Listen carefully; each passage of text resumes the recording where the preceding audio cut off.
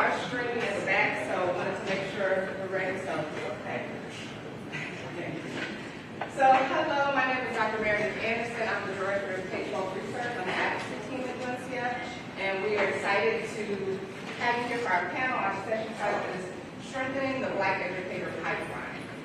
So, of course, at UNCF, you know that we're committed to getting students to and through college and successful careers, and we know that really starts with a high-quality K-12 education.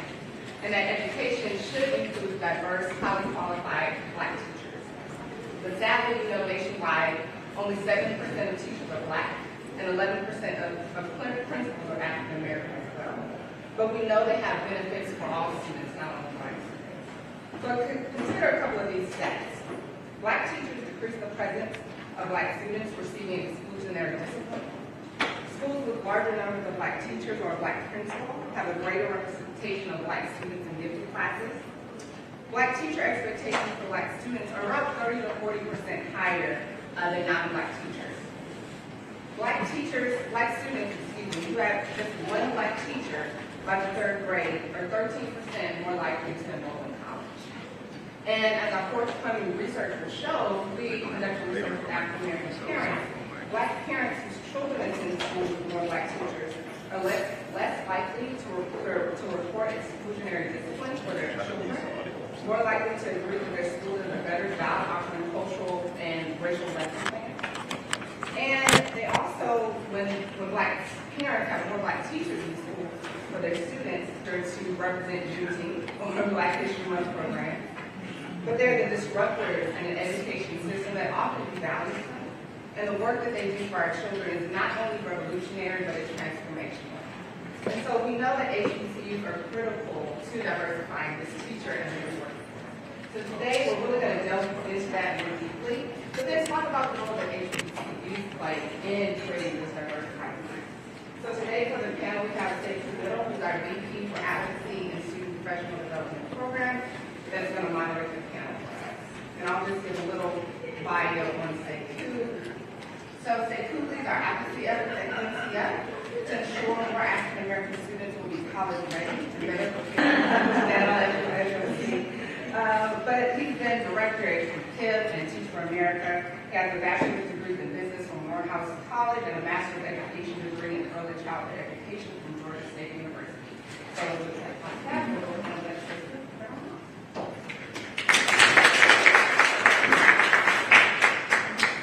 Thank you, Dr. Anderson. I think we didn't get mentioned in the intro is the research Dr. Anderson has been leading for has been hugely helpful in helping us understand the nature of what's going on in people education in the country, and part of why we're here for this conversation here today. So thank you for all of that work and for pulling together this panel.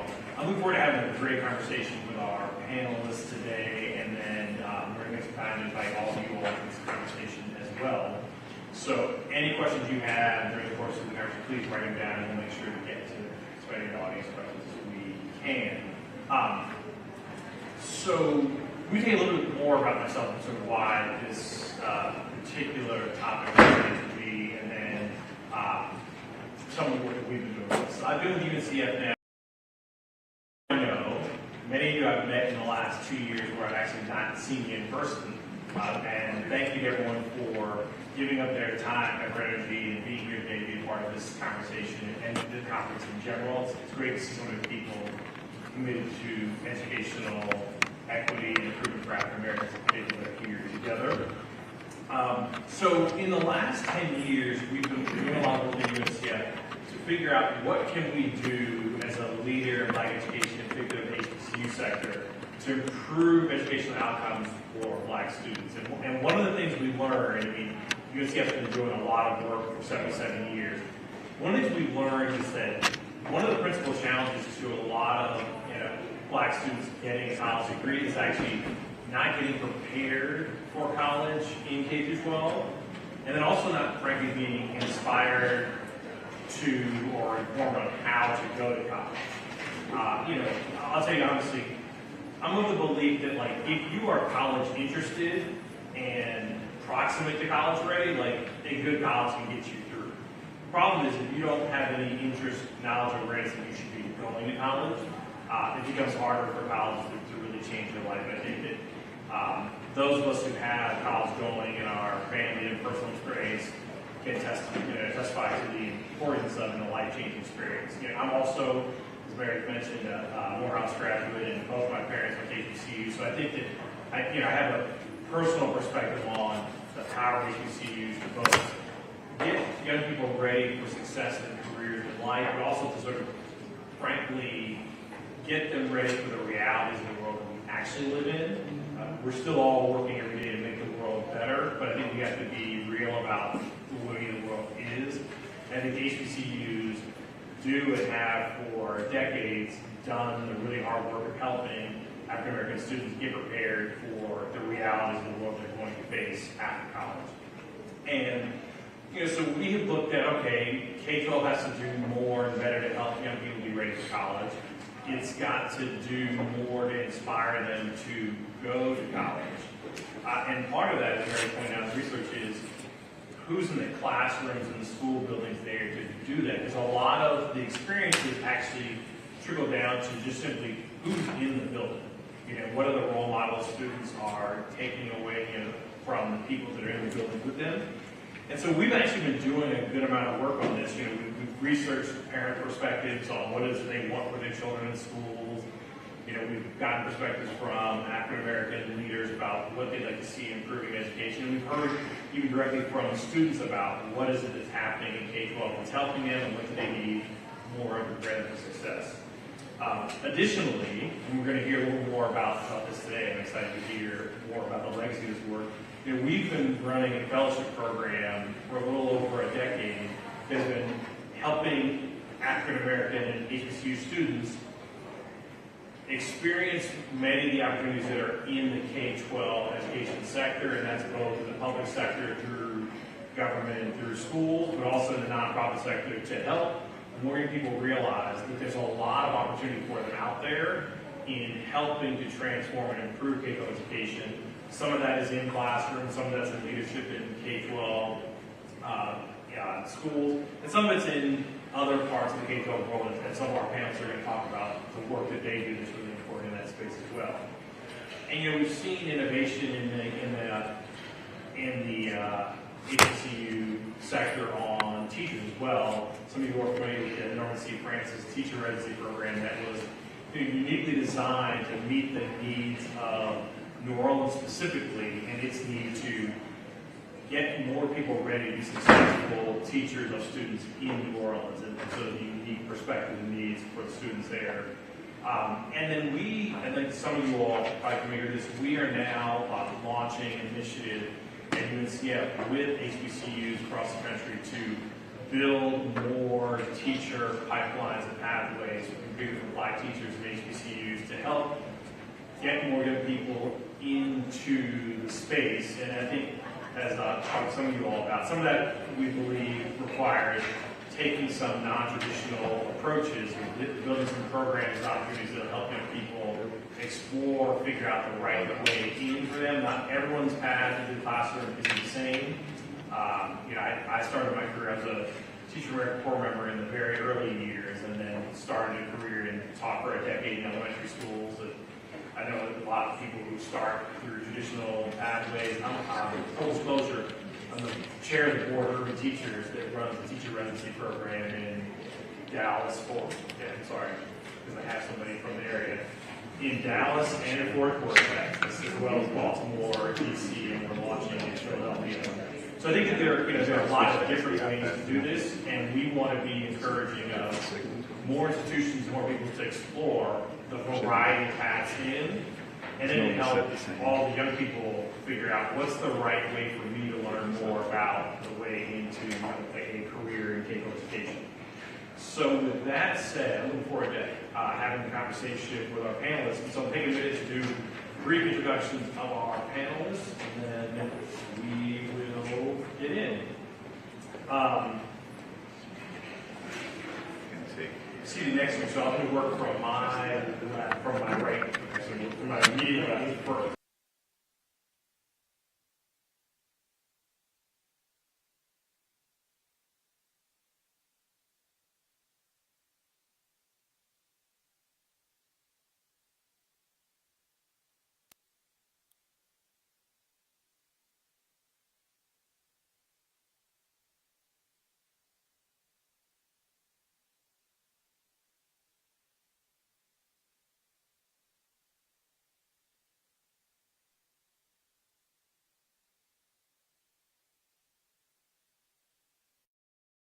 State and will obtain her specialist degree in the same area from Berry College at the end of June 2020. Congratulations. She is married with 2 sons and self-proclaimed true crime buff. She's also a member of the inaugural UNCF K-12 Fellowship Program, which we'll hear more about today. Thank you for being with us here today, Rachel. I'm also a parent of 2 sons, so we commiserate on the good and bad of that sometimes. Steen Lyles leads DonorsChoose efforts to incorporate a race equity forward lens in supporting students and teachers across the country. She led the creation of #ICMe, a DonorsChoose initiative, ensuring that students see themselves reflected in their teachers and in their learning environments, as well as unique insights, unique impact. The largest survey ever centering male teachers of color. Steen also collaborates with companies and foundations committed to racial equity in public schools and is especially passionate about growing relationships with philanthropists of color, hoping to make an impact for students and teachers. Prior to joining DonorsChoose, Steen practiced corporate law. Before that, she taught street law to high school students in the DC public school system. Steen graduated from Spelman College and Georgetown Law and loves all things related to cheerleading, dance, Atlanta, and coffee. Steen is the proud mama of 2 little humans and a rescue pup. Sharif El-Mekki. Sharif is the founder and CEO of the Center for Black Educator Development. Prior to founding the center, Sharif served as a nationally recognized principal and U.S. Department of Education Principal Ambassador Fellow. His school, Mastery Charter Shoemaker, was recognized by President Obama and Oprah Winfrey and was awarded the prestigious EPIC Award for 3 consecutive years as being among the top 3 schools in the country for accelerating students' achievement levels. In 2014, Sharif founded the Fellowship Black Male Educator for Social Justice, an organization dedicated to recruiting, retaining, and developing black male teachers. Sharif blogs as Philly's 7th Ward, is a member of the 8 Black Hands podcast, which, if you are at all into podcasts, you should subscribe to. Great podcast. And serves on several boards and committees focused on educational and racial justice. And last but not least, my fellow UNCF colleague, Dr. Keeley Copridge. Keeley is a senior associate for UNCF's Frederick Douglass Patterson Research Institute. Before joining UNCF, Keeley worked as a project associate for Indiana University's Office of Vice Provost for undergraduate education and the Center for Post-Secondary Research on research projects examining underrepresented students and engagement experiences.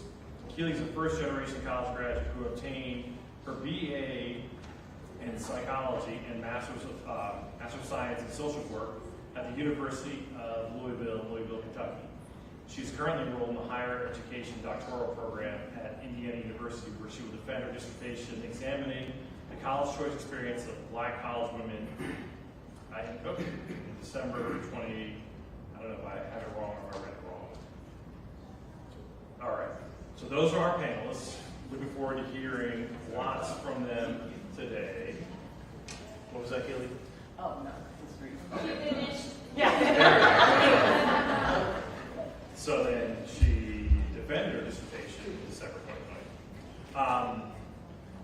Okay, so why don't we, and just so we can keep each other honest here, why don't we agree to do about, what do we say, 30-ish minutes of questions, and then we'll get a reminder for you all, and we'll transition to your questions. So I'm going to take a little bit of a slight jog to the left here about panelists, so I apologize for going off script right out of the gate. But I'd love actually for everyone to take a minute or two to tell us a little about your personal experiences growing up with black teachers in schools. So who would like to jump in first?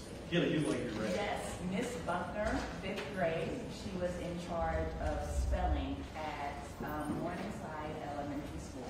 I was not a very good speller whatsoever, but she had extremely high expectations for me because I went to detention a couple times. She had a high expectations for the black students and all of the students, but particularly the black students at Morningside. And so I remember, her working with me with my spelling and reading it together, and also my enunciating and everything else. making sure that I was prepared for work. Definitely Miss Buckner, so.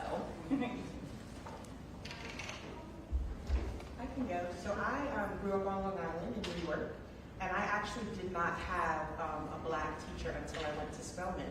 That was my first time having a person before me educating me that looked like me.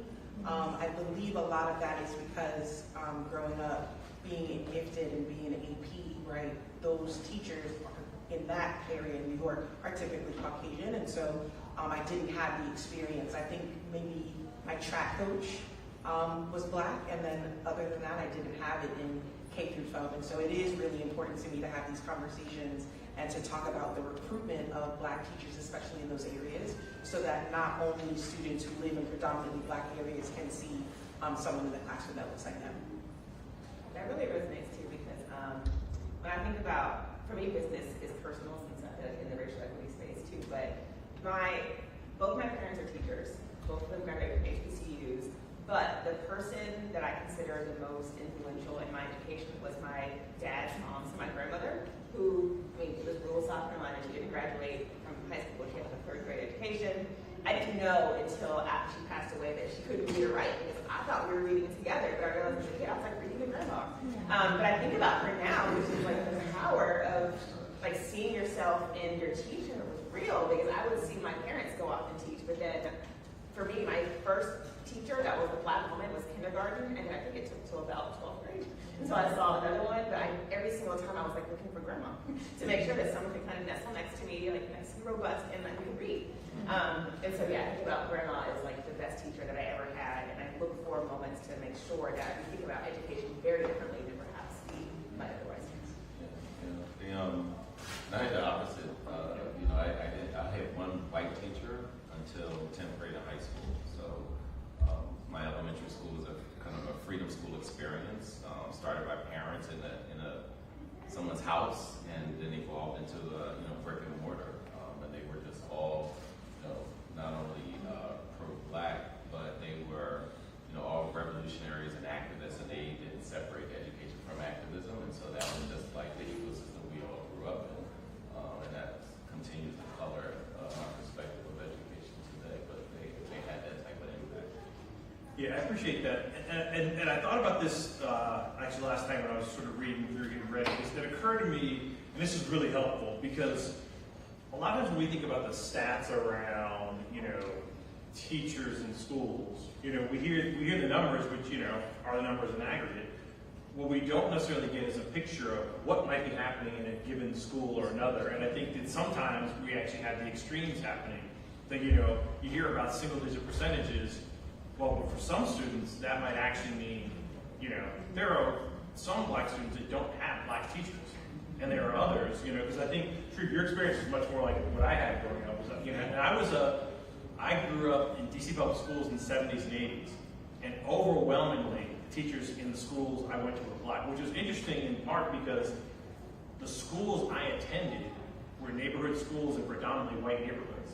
But the teaching staff and principals were almost entirely black in those schools, which had a lot to do with, the demographics of DC and what had happened as a function of, desegregation of the school system, years before.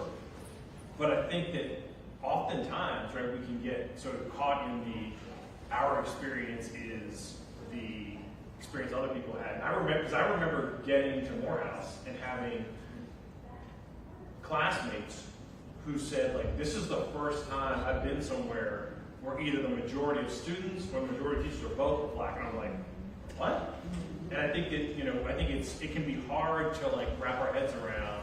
There are such different realities out there. And I think part of the task is, how do we create an environment in which there's a greater black teacher supply, but also distributed in all the different places where black children are today.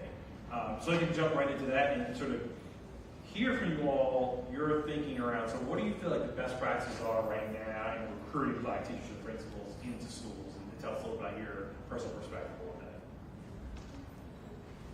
So I would say one of the most important things that I would think is the first to start at HBCUs, right, and black student unions of other schools. But then even before that, going into high schools and educating people on what teaching actually is. I say that because when I decided I wanted to be a teacher, it wasn't until I was at Spelman I changed my major.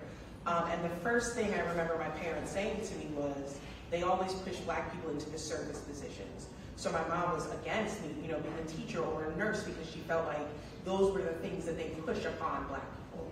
And so I think that there's a misconception about what teaching is and why African Americans in teaching positions is important. And I think if we start in high school and kind of curve people's opinion and their desire of what they want to do into that, I think we'll have a lot more people then declaring education as a major when they get into school and being able to then recruit them out of school.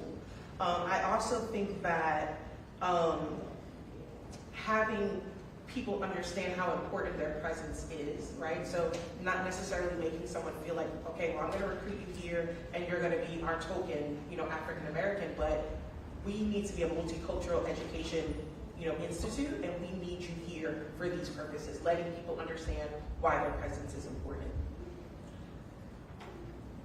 Yeah, I agree with that wholeheartedly. A big part of our work is engaging high school students, college students, to explore teaching and help them see the connection between educational justice and racial justice. And then that exposure as well is how they reimagine education, particularly if they didn't have black teachers, right? Like if they only see white women, they may not see themselves. But I think another side of recruitment is a really strong, robust retention plan.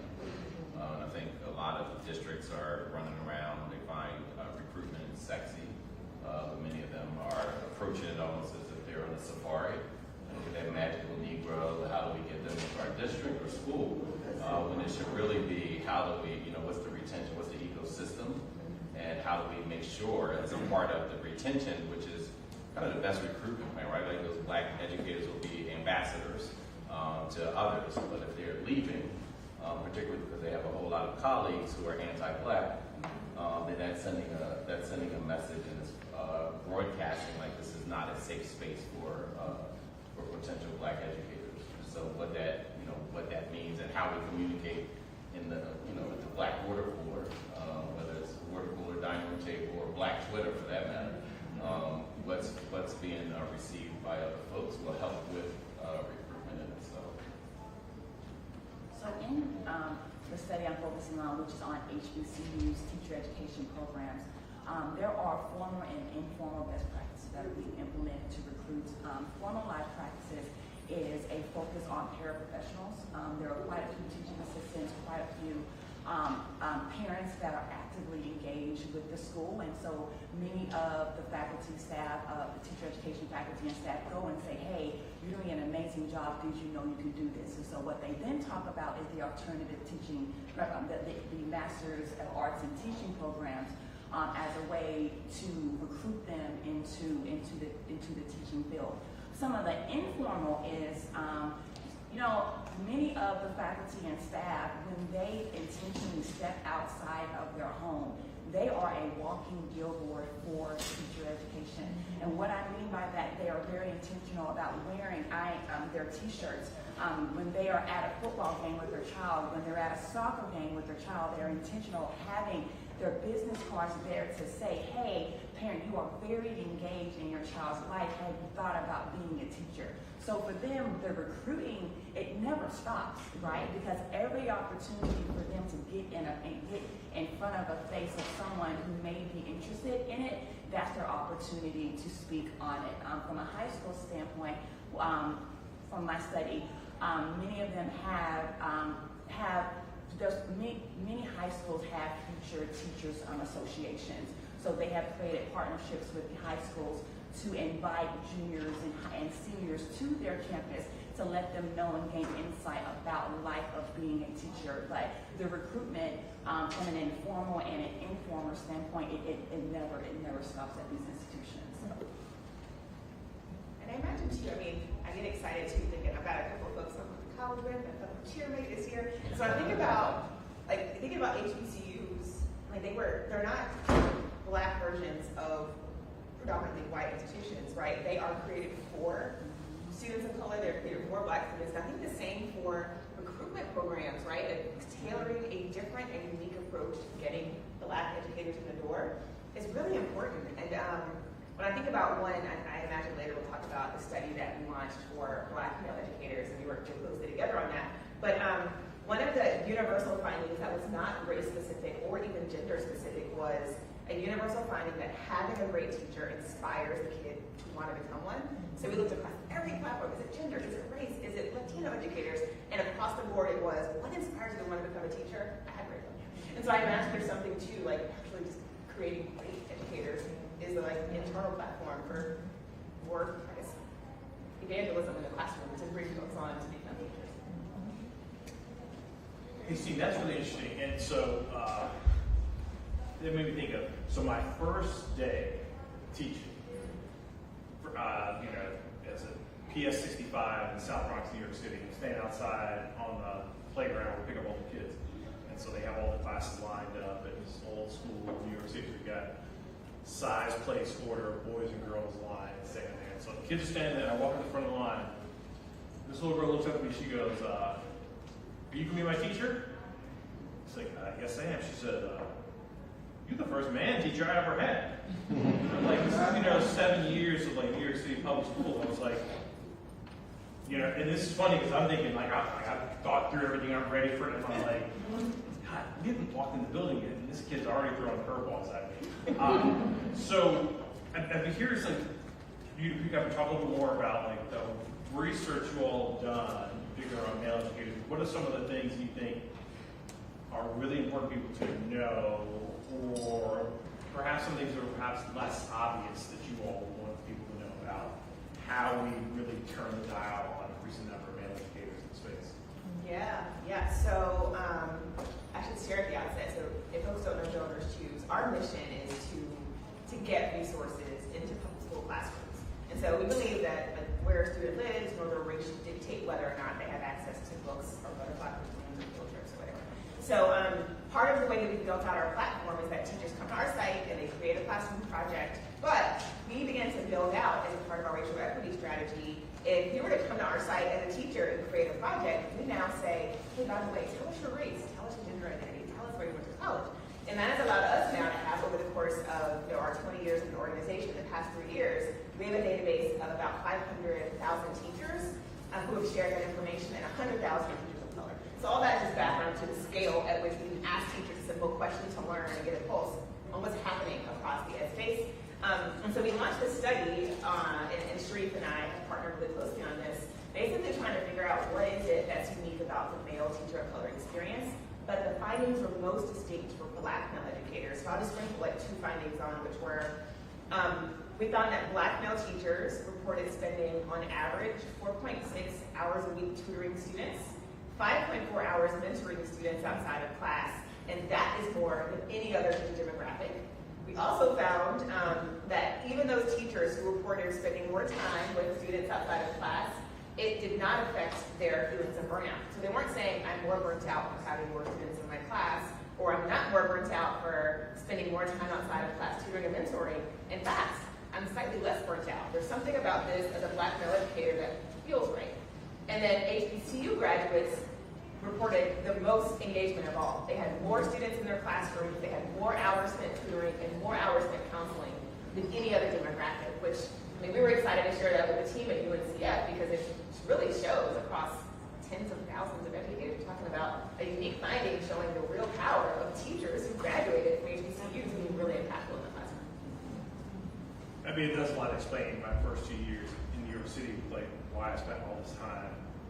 Like it wasn't that I had some genius ideas, it's something about the experience we all had. This is what the kids were doing. It also explains why several of my roommates were constantly choking students around to all parts of the city to show them all manner of things. So, yeah, I think that's interesting, and I'd love to actually dig in a little bit on some of the perspectives from some of the educators here on the panel, so Sharif, Steen, and Rachel. I'd love to learn a little bit more about the learning environments you think that Black educators are creating for their students and how those are different and potentially even more affirming. I know Sharif, I know you all are working on a new report about how they're creating affirming environments. So I'd love for you guys to talk a little more about that. Why don't we start with Rachel and we'll come back down to Sharif and Steen. Sure. So I think the first thing is that our presence even before we open our mouth, affirms students who look like us, right? So there's an immediate sense of trust when you know that your education is in the hand of someone who potentially has had the same experience that you have had. I think that we tend to lead by example, and I say that because, as you heard, I've taught 4th and 5th, and I've taught 4th and 5th for a reason. I like the older students so that I can connect with them. And I am completely honest with them about how I was in high school and my college experience, and letting them know that, like, you see me as a teacher now, but I wasn't always this way. Let me connect with you, and you're struggling with behavior. I struggle with behavior. Your family may be struggling with finances. I struggle with finances. Let's connect on that way. And I think that's a little different than some other educators. Like, we kind of connect with our students on that older sister, auntie, mom type of, dimension versus I'm your teacher and you're my student. So I think that is important. And then I feel like it creates a safe space for students to talk about, like, confronting history and what they're learning about history, and then what also is going on in current events. And they have a safe space to kind of relay their concerns and, like, what they're seeing, and have that back and forth conversation, versus feeling like, okay, if I say this, is it going to seem racist? Or if I say this, is someone going to tell me that I'm just, imagining it? So I think that just our presence in general is extremely important, to give students a space to be themselves, and then to see themselves in someone that has gone through what they've gone through. Yeah, I agree with that. I think that, a part of that presence is also, providing protection. And a lot of times we talk about children's safety or student safety, and, first thing that people think about is, physical safety, which is obviously super important. But just as important is cultural, intellectual, emotional, and spiritual safety that Black educator can represent. And the violence that students experience, we know that studies show that Black children as early as 3 and 4 years old, so Head Start, pre-K, experience their teachers' racial biases. Another way to think about that is they're subjected to racial violence, intellectually, culturally, emotionally, spiritually, as young as 3 and 4 years old. And so if you have an educator who is conscious of that, and also looks at that child as one of them, like I am you and you are me, as opposed to, well, you're a student, but I don't have a deeper connection to you. When you think about 80% of public school teachers are white, and the vast majority will, and over half of the students are students of color, how many white teachers only experience an interaction with Black students is within the school, and it's with a child. That's their only experience, whether it's Facebook page, roommates, classmates, neighbors. Their only experience with this community is within the school. And so, like, who helps them bridge that? It sure isn't teacher prep programs in the traditional sense. It's not the PD that they're experiencing within the school. So where do they, investigate, interrogate, and excavate the racial biases that they've been subjected to on media, from their teachers, and at their dining room tables? So it's going back to what you said about connecting culturally. I think about a time I was, when I first started teaching, I was working at a 21st century program in Atlanta, and the school was changing, and so the demographics looked a little bit different. And I remember, so I'm West Indian, my mom is Jamaican, and my dad is Asian. And so the little girl was calling her classmates picking me, right? I'm of course not saying it right, but that's what she was saying. And the teachers were in uproar. Like, they thought that she was saying, like, a racial term, and she was, like, cursing at them, and it was this whole thing, and I had to be like, wait, like, that is a term that they use, or we use in our culture. But I can't imagine, like, if she didn't have someone to defend her, verbiage or what, her culture was, like, how that could have turned out. Especially, like I said, because it was at a time where the demographics of that school were changing over. And so I think there was already a lot of tension in the room and tension in the space.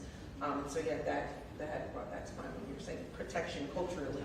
Yeah. And on the other side, I think about how many, we often talk about who's leading the classroom, but it's also who trained that teacher to lead the classroom.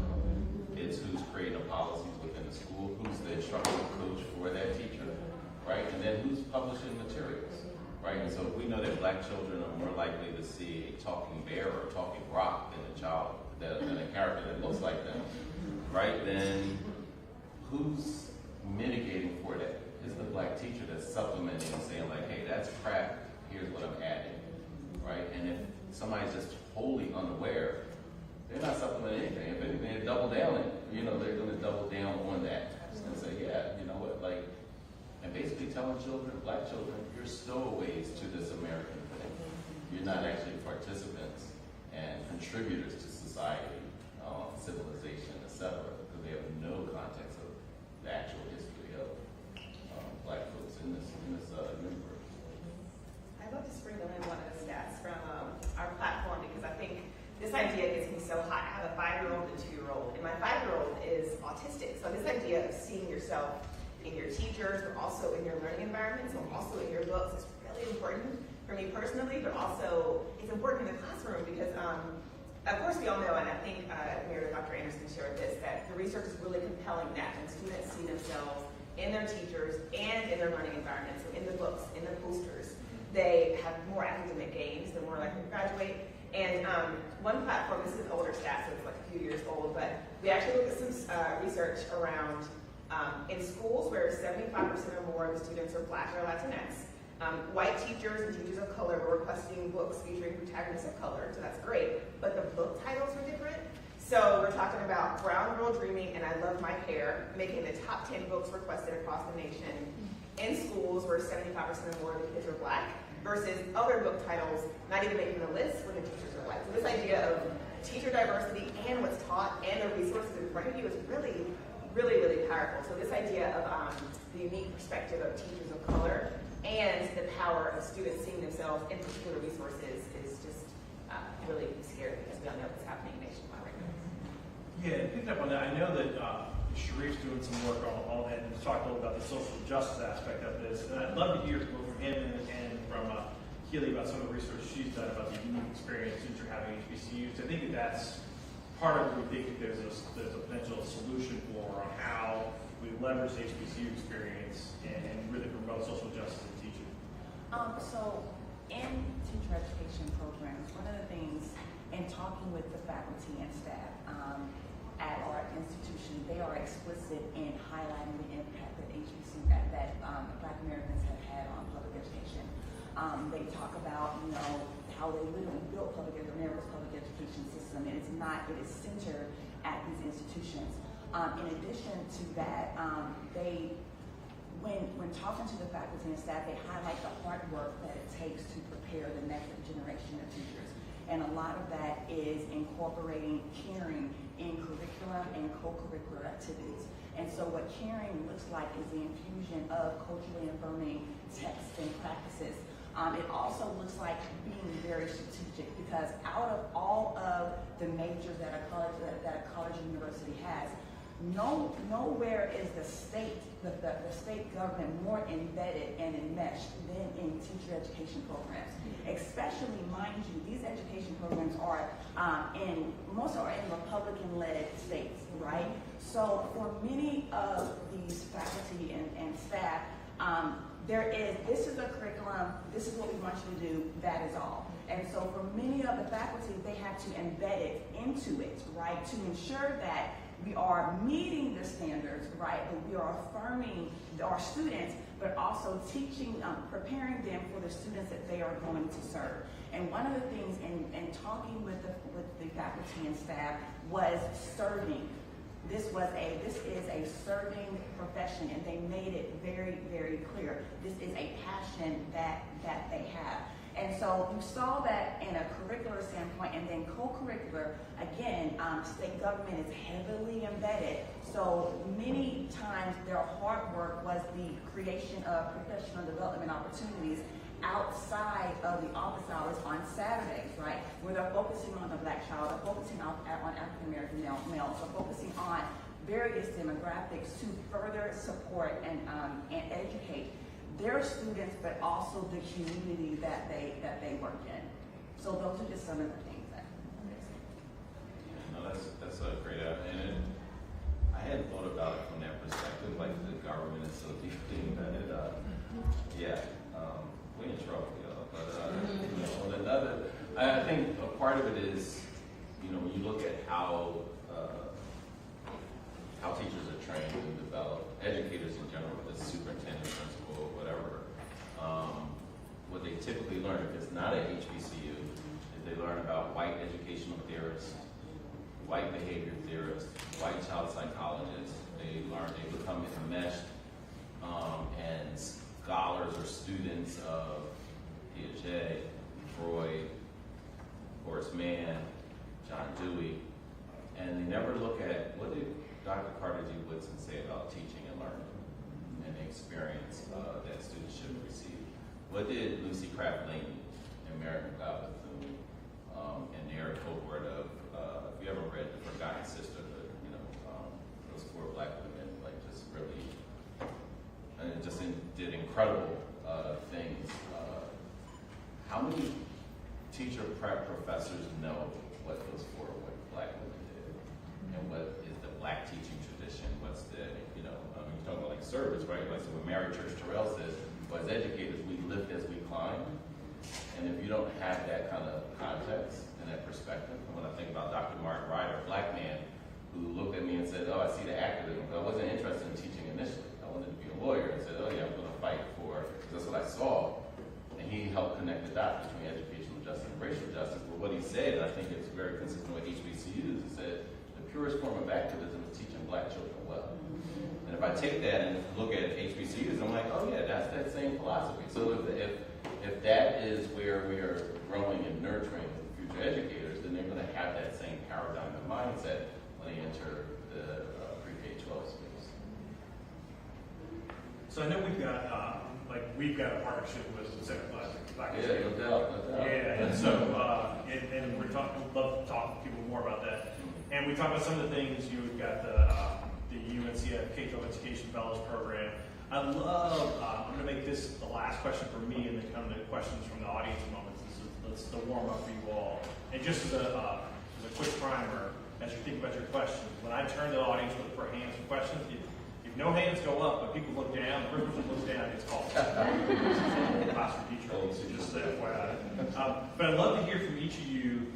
Any thoughts you have on what are other ways that educators and school districts can partner with HBCUs so we can innovate around things that will help get more people into the space, but also get more people into the space who are ready and prepared to help students succeed over the arc of their academic career.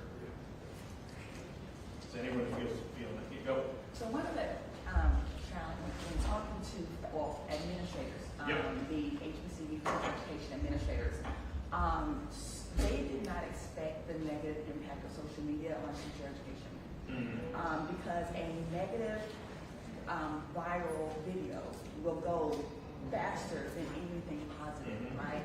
And so one of the things that they've been intentional about is providing those, having those events or those programs to provide a different side of what teacher education looks like.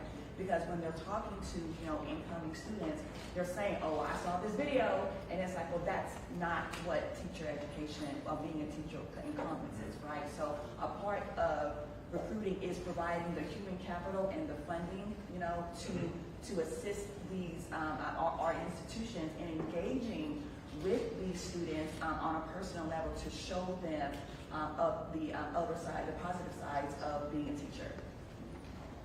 And I think, so part of it is being honest, right, with people about what they're getting into when they become a teacher.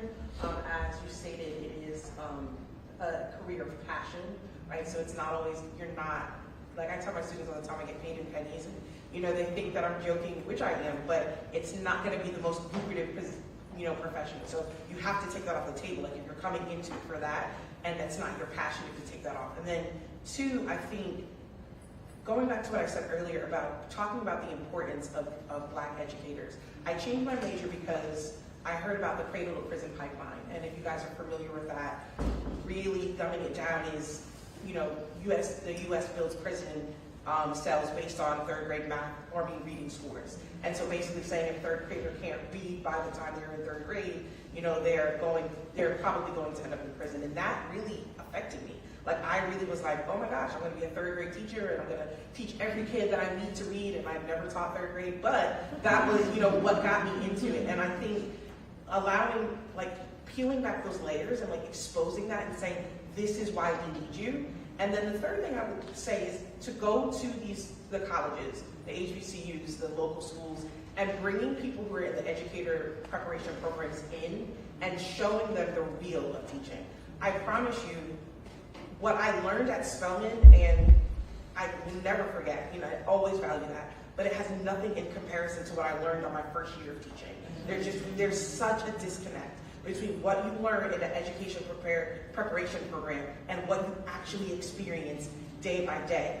I would rather have PD on the theories and the ideologies than have PD on how do I do this? Like, I need to know how to teach when I walk into that building. I need to know how to connect with my students and what the district is expecting of me and what the school is expecting of me. You get none of that when you're being prepared to be an educator. And so I look to my peers, and they're like, I don't have to deal with this. Like, I can make so much more money and work less, work less than having to, because it's a lot of work. Like, I know what you're saying about the negative side, and I hate when people do that, like they only show the dirty laundry, but teaching is a lot of work, especially now. Like, it's so different the way that parents raise their kids now and the way that you're able to relate to children and the things that you can do. And like, my principal looks at me crazy when I tell her I take kids home, right? Because that's a huge no-no now, because there's so many things that parents can say, but I do it because that's how I connect with my students.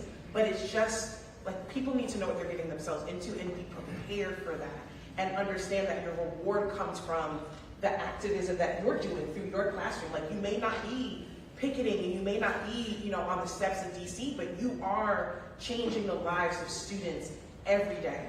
And that is just as important as, being that lawyer, being that activist. So that's what I'm saying. I don't know how to follow that. I guess I'll just add, HBCU educated teachers, like, we need more of them in the classroom, and college is expensive. And teaching doesn't, I don't even know if the first year in teaching equals the amount of, if you probably took loans out, it might actually just, it might actually come right out here. Let me solve that for you. So I would add, when teachers get in the classroom, like, wrap your arms around them, like, give them the resources they need so they're not coming out of pocket. So it's a little cheesy that I'm like, come to DonorsChoose, but really, like, use resources that are rallying dollars around classrooms so that teachers are not spending $1 out of their own pockets, because that is a big deterrent, I would say, for someone graduating from an HBCU and saying, I can't afford to teach the nation's next generation. Well, on that point, actually, Sharif, you want to tell everybody a little bit about the work that we're doing together? Because that gets a little bit of dollars. No, absolutely, and I think it touches on a lot of what my fellow panelists mentioned earlier about that early exposure clinical experiences. And so our primary work is to rebuild the Black teacher pipeline, a pipeline that's highly effective, sustainable, and predictable for high school students. And so students who go through our teacher apprenticeship, which is a paid apprenticeship, high school students, both in person in Philly, Camden, and Detroit, but virtually. I think last year we had 16 states represented. But if they go through this program, they're eligible to apply to this Black Teacher Pipeline Fellowship that, in partnership with UNCF, where they get, it's basically a $40,000 investment, $20,000 last dollar scholarship, and then $20,000 retention bonuses once they start teaching. But in between there, it's not just a scholarship, we don't call it that. It's a fellowship in partnership with UNCF using, UNCF is like, I don't know if people recognize like just the depth of. Tell them all about it. Oh yeah. I mean, just like the research and the practice, and not just theory, right? Like you mentioned, like not just theory about things that they've actually done, witnessed, modeled, supported, right? Like it is such a treasure trove. And so we wanted to partner with an organization like that. And so UNCF was obviously the no-brainer, but to be able to have students go through a fellowship that's meaningful, that includes mentorship, support, as well as the scholarship dollars. Not just, hey, here's some money and you're on your own. But that's not traditionally what works in our community. We're communal people, and so we go together. And this fellowship that we have with UNCF represents us going together, that lift as we climb, as Mary Church Terrell said. So, the opportunity to have that clinical experience that's paid, last dollar scholarships, and then knowing hey, I may not start off with a salary that's commensurate with the work, but I have a little bit of a retention bonus. So if I leave college debt free as much as close as possible, and then a little bump, you know, and as far as like, and you know, you have to reach certain, you know, milestones, you know, getting certified, finishing your year, blah, blah, blah. But at the end of your 4th year, and you get this, you know, it's released to you, but you're able to see it because it's in your name, right? And so you're able to see like, oh, I finished my 2nd year, I got, you know, 10,000, you know, and then, but you can't touch it, but you see it and like give somebody, you know, just that opportunity to be able to just see themselves leading a classroom and conveying this is the most important thing that we need in our community. I think that's absolutely right. So let's open up to our audience members' questions. So, and yes. So I work with Keeley, but I was wondering, when I think of like strengthening the Black educator pipeline, how do you feel about the historical perspective, like Sonny Moore's first book, Learning in a Burning Building? She talks about how integration changed the trajectory of like Black superintendents, Black principals being pushed out of school districts and schools. How important is that history for bringing a new generation of teachers, Black teachers, back into the pipeline and strengthening that pipeline? For them to know that they have a history and legacy, like you talked about, of having Black educators that have always been in community and felt that that was a vocation that had a purpose. You would be in trouble. Integration solved everything, girl. Yeah, I mean, my take is, look, the best thing you can do for everybody is be like as brutally honest as possible. Like, now that includes, right? Being honest includes, and I think this is, you know, my takeaway from my experience as a student in Morehouse is teaching young people things that if you don't teach them, nobody else will. Because that's part of what the underlying challenge, and I think part of what the underlying premise of the solution here is, the more young people we can bring into safe, nurturing environments, HBCUs, teach them about all the things they need to know, including the things that apparently people have been actively trying to keep away from them, because those things affirm them, strengthen them, like put them in a position to feel like I'm going to do my job, but I'm also going to help my students like aspire to do and be more, because this is actually like they're worthy of it, and it's in their tradition to have it. Because I do think that's part of the challenge, right? A lot of young people don't realize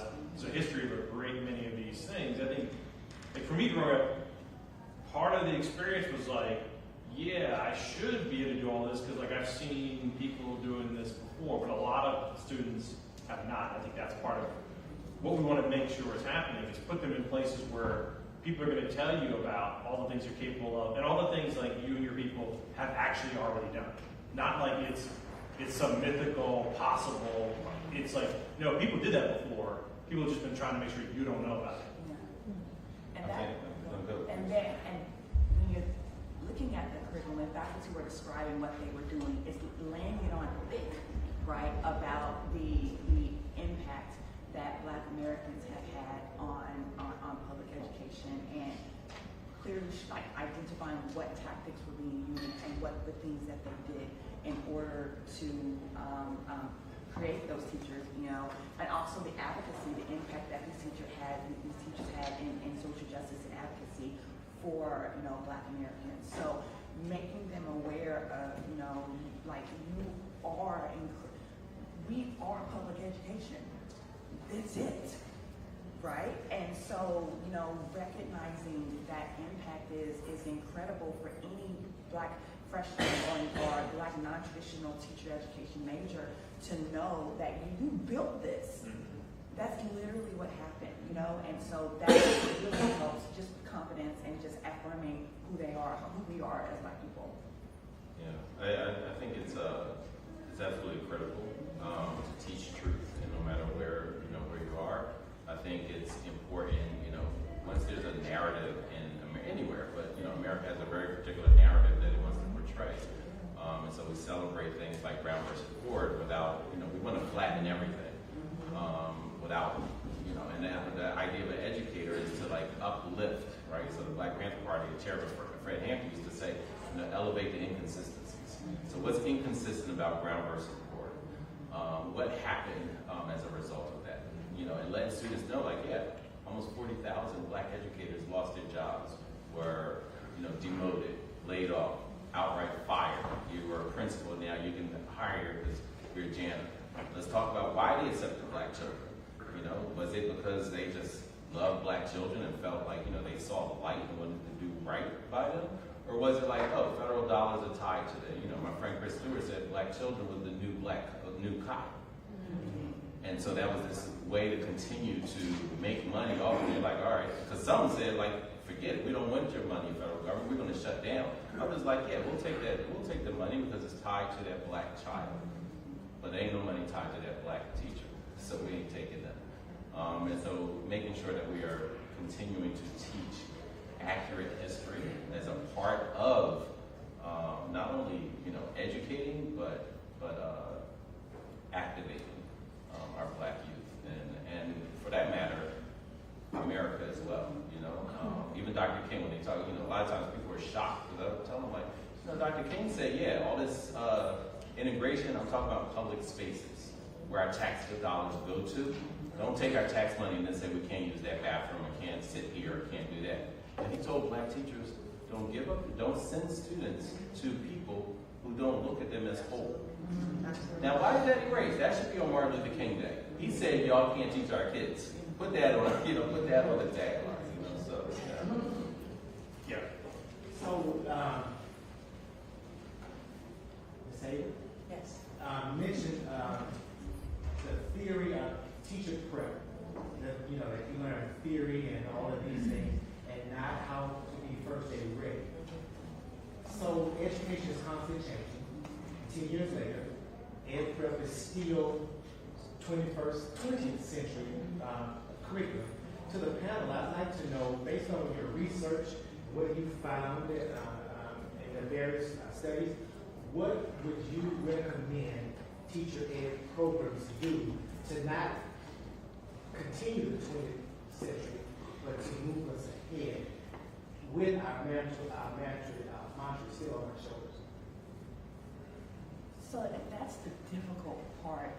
So our institutions are doing that, but again, the state is so, like, when I was talking to one of the deans of education, y'all, like the level of engagement that they have with the commissioner of education, the level of engagement that they have, it's a marriage, right? And so for many of our teacher education programs, it's like chess, right? Where it's kind of like, okay, we have Kim and Georgia. He is against critical race theory. It is evident.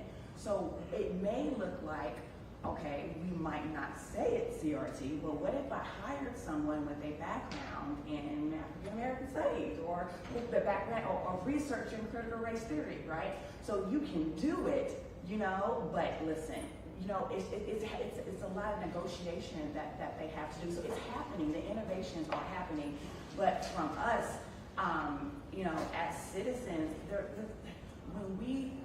the poll is so important when it comes to the level of impact it has on our public education system, right? So that way, you know, our teacher education programs have the autonomy that that they need, you know, to fully fully embed it into their curriculum. But again, it's very, very, very meshed. So our institutions are incorporating it in various different ways on a daily basis.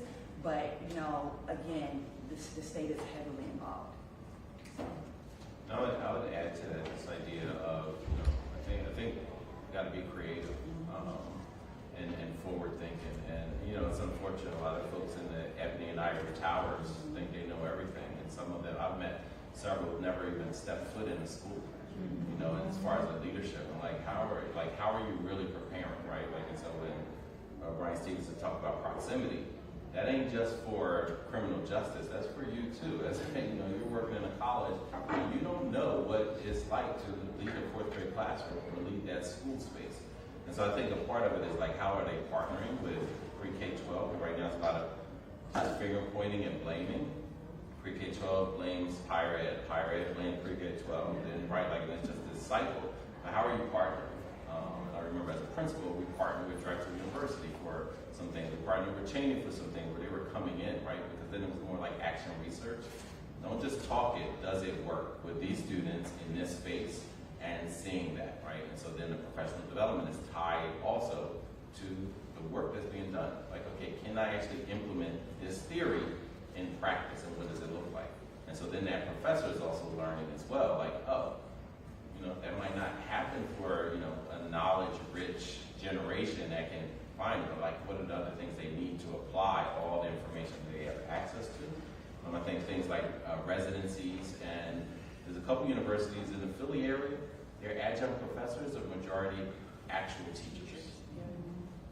So and they're not removed from the practice, they're teaching, and then a couple days a week they're doing the adjunct professor, right? Like again, another way to supplement income, but it's also they're informing the university of here's what it looks like right now. I just would say, I think that's, to me, that's the answer is, I think as teachers, I think teachers as experts is something that we are learning. I think a lot of parents in the pandemic were like, these teachers are amazing. Your kids are home, you're like, how do they do this? And so I think there really is power in at scale, and I think I heard someone here is from the Department of Education, so federal level, they can't actually just learning across the nation, like what can our teachers tell us? Like what expertise can we just simply pose to learn? Like how do we reform ed prep?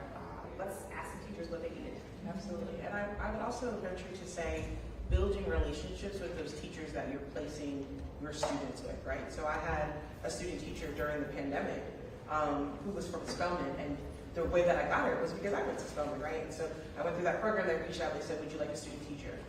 And with my relationship with the person who was heading the department, I let her know, like, she's gonna be teaching from day one because that's what I needed. But I had that relationship with them. And so I look at another teacher who had a student teacher from, I want to say it was West Georgia. She knew nothing about West Georgia or their program, and the student teacher came in, and it was a hard marriage to make in that classroom, especially because the teacher had no idea what West Georgia was looking for. You give them a list, but it's like, what is it that you really want this person to learn while they're under my tutelage in this classroom? And so I think it's very important to create relationships with the teachers that you're asking to be cooperating teachers. I know Spelman reaches out to me almost every month. Do you want to sit on this panel? Do you want to sit on this discussion? Do you want to be a mentor? You know what I mean? Building that relationship with me so that one, they know who they're putting their students in front of, and then two, I'm so invested in the work that they're doing that it's going to show through the way I prepare the student teacher in my classroom. Yeah. And if I could just add just one piece, I think a part of, like in Guzasaba, if more of these, if that lived in the educational ecosystem a little bit more, right, that particularly collective work and responsibility, now which is to add collective work and responsibility and accountability. Like what does it mean for a university who's preparing teachers to feel like, I'm accountable for how effective students are, and shrinking the chasm between that, right? It's like, oh no, it's not just who's in front of me, but the impact that they have. I want to take ownership of it, right? I want to make sure, like, that student is having it, and sometimes you see, higher ed shrinking away from that and saying, well, that's not our thing, we handed it off. There's no handoff in the education ecosystem. We are all forever linked. And so if we can shrink that a little bit, I gave a commencement speech for College of Ed, and I was speaking to the students about, like, these graduates, that the students that you have will know if you had, if you got new glasses, if you got new hairdo, new pocketbook. Don't make it create an environment where they know that, but they can't tell that you are taking a master's course in something. So you joined a book club, or you got a new banner or a sticker for the back of your car about Black Lives Matter. They should know that. And a professor came up to me like, oh, I never thought about that. If my class is working, I should be able to survey the students. Or I'm like, what have you been doing the past 20-something years? What are you talking about? Yeah. Right? So, it's just like that disconnect, I think. If we can address that, I think we'll go a long way, much faster. Yeah, I think that makes a lot of sense. So we've got 5 minutes. I know we've got one question we want to do here, and then I'm going to ask our panelists to chime in on the question and also on your way out of the response to the question, give us any thoughts on ways people can learn more about your work or connect with your organization going forward. So, final question. Yeah, so at the beginning, you all talked about the stats, about 7% of the teach K-12 are black teachers, and then the 11% black principals, correct? But also, black teachers have one of the highest turnover rates, right? I want you all to speak to the responsibility of the black principals for capacity building of those black teachers under their leadership. I don't know if you guys want me to. Why you gonna end with a question like that? You can always default to what I say for parting thoughts on the way out. I'm the first. I don't want to get out here. I would just say, I know I'm coming with all these stats, but you are so onto something because as of 2021, in that survey that we did together, black teachers have all actually were the first to say, and we did this across looking at the racial identity and gender identity, even like looking at matching of their principal, were still the most likely to say, and it was twice as likely that they're leaving their profession faster than all the other identities. So I have zero solutions outside of, yes, it is still a problem, and we try to control for, well, what about when there's a principal of color or a black principal, and the answer was still the same. So there is something to this capacity. I definitely think you're onto something. I can speak from my personal experience. So I work at a school that opened 6 years ago, and I've been there since the opening. So I've been able to see people come in and start their teaching experience with us. And I have this yearly debate with my assistant principal and principal that it is their responsibility to teach new teachers what they're supposed to be doing. And they're from, they're old school, so they're like, no, like you should know, like, when I was at college, they told us do this, and I was like, it's not the same. Like, it is your responsibility to tell them, to teach them the game, but then not only that, but to have them be thought partners. Because if you tell me that I'm valuable, right, and that my presence matters, but then you hand me a script of what I'm supposed to do, and I can't, leave that script, there's a disconnect. And the teachers that are coming now, so I'll give you guys some background. My husband's a teacher, he's 3 years younger than I am. I will FaceTime him maybe during my lunch, and he'll be in the classroom and playing music and his student, and I'm like, what are you doing? That's not how I was prepared to be a teacher, but it works. He is connecting with his students. He brought me back his test scores, and I was like, my goodness, he's a 4th-year teacher, but almost 100% of his students passed the Georgia milestones, and it's because of his relationship with his students. It's not because he teaches small group algebra, which is special ed. So it has nothing to do with, I wouldn't say the way that he's teaching, but it's all about that relationship and how he connects. But that was also passed down to him from his principal. Because when you walk into his school, his principal's office is in the hallway. And students are coming up to him, and they're not necessarily dressed exactly the same, but they're dressed alike, and they can have conversation and they have access to the principal. At our school, I kid you not, I've heard so many students ask if I was the principal or if my colleague was the principal. They don't see my principal, she doesn't come out. And so there is a huge need, I think, for once somebody reaches that position, for them to be brought into professional development that shows them what having character as a principal or sense of principal looks like, what it means to pass that baton and to, like he said, to take that responsibility.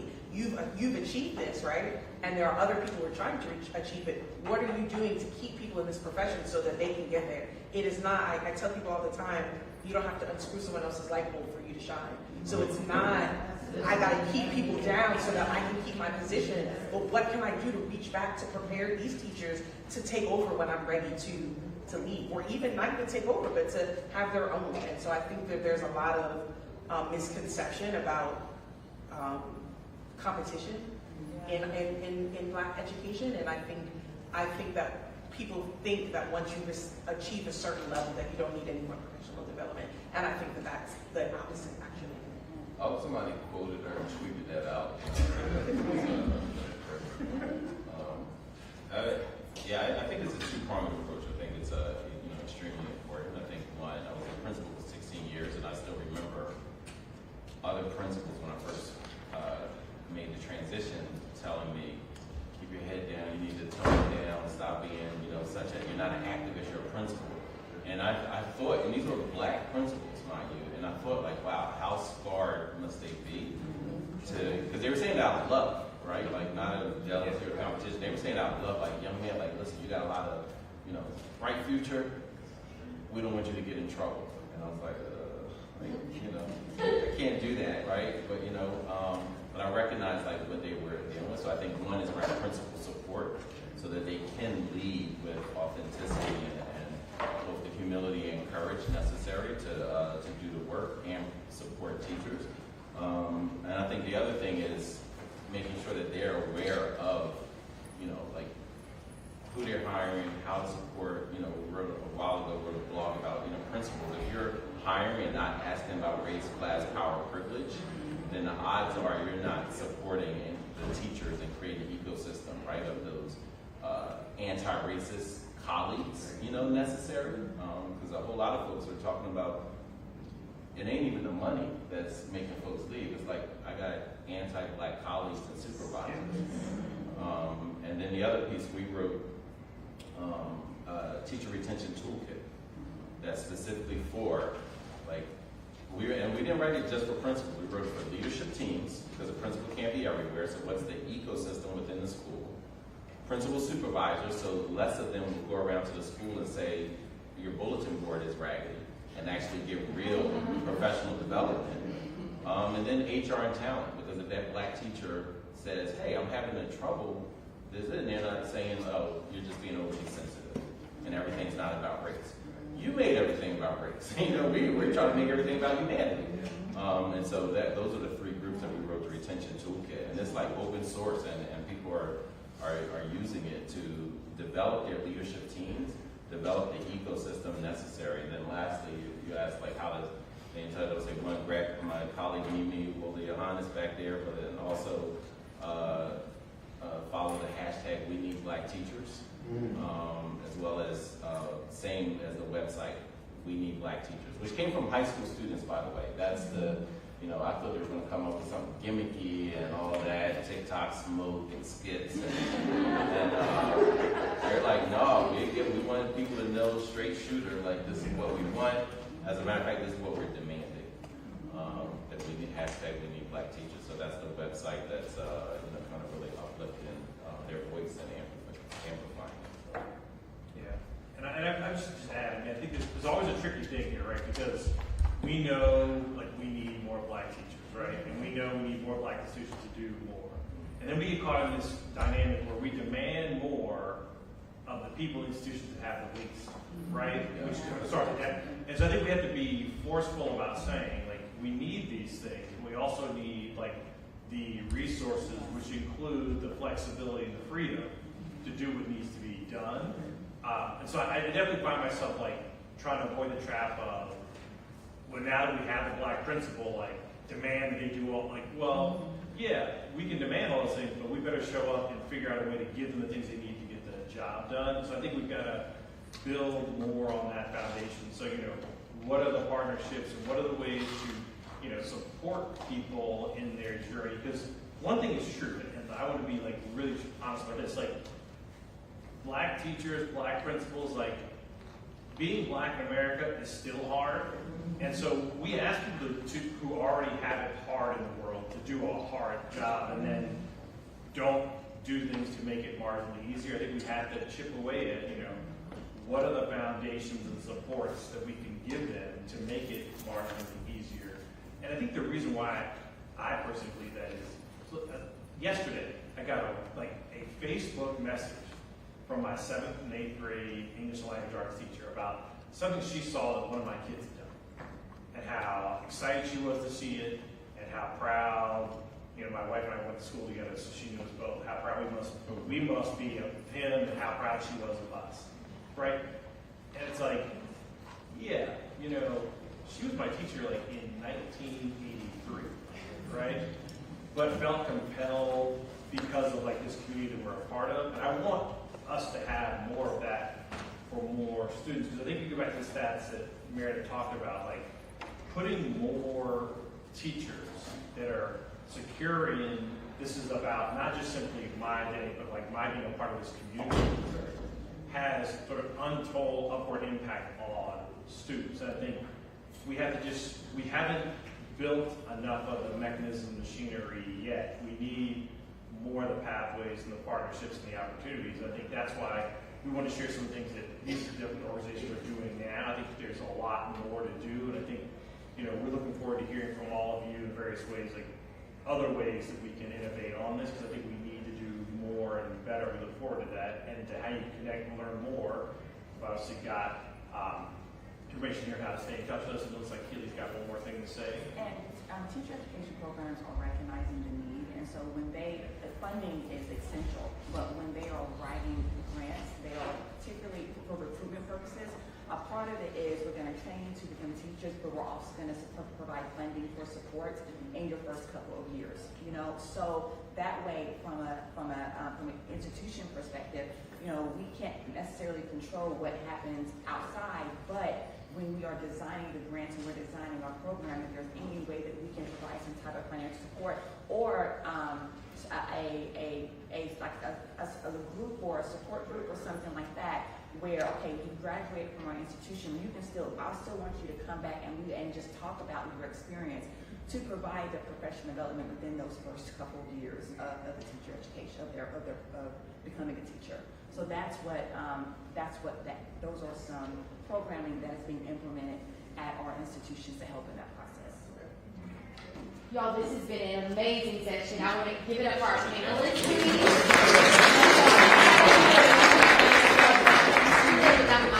Any questions? I know we had a little bit more, so just feel free to kind of mix and mingle, but we got to head out for lunch, okay?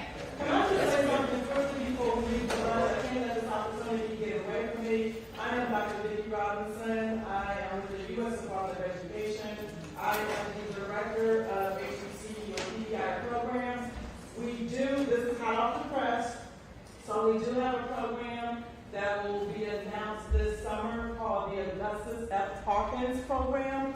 Just remember Hawkins program, and it's to improve the number and increase the number of teachers of color.